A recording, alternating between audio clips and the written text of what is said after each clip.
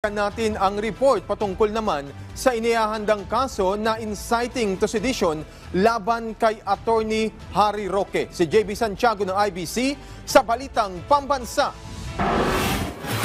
Lumabas siya dito at mag-lead siya. Pumunta siya una sa EDSA at tawagin niya yung mga tao. Nagtatago siya, tapang-tapang niya. Ang laking kabalbalan yan.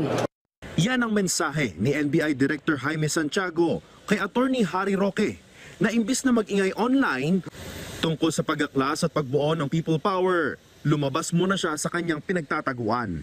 Sabi ni Santiago, may mga kasong maaaring isampa laban kay Roque, gaya ng inciting to sedition.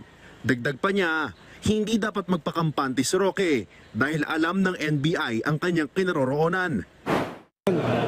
Sana malinawan ng isip ng ating mga kababayan na itong mga ganitong klaseng tao hindi sila leader, mga hunghang yan.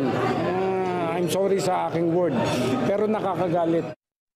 Samantala, iginit din ni Santiago na walang issue sa pagsilbi ng arrest warrant ng International Criminal Court o ICC kay dating Pangulong Rodrigo Duterte. Naniniwala siya na dumaan sa due process ang pag-aresto kay Duterte at walang naganap na state kidnapping. They have all the remedies. Our Supreme Court, our judicial system is functioning.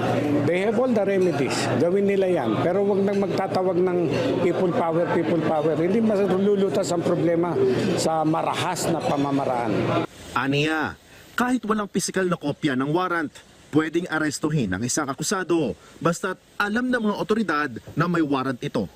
Sa huli, nagbabala rin siya na mananagot ang mga vloggers na nagpapakalat ng fake news kaugnay sa issue. Mula sa IBC 13, JB Santiago para sa Balitang Pambansa.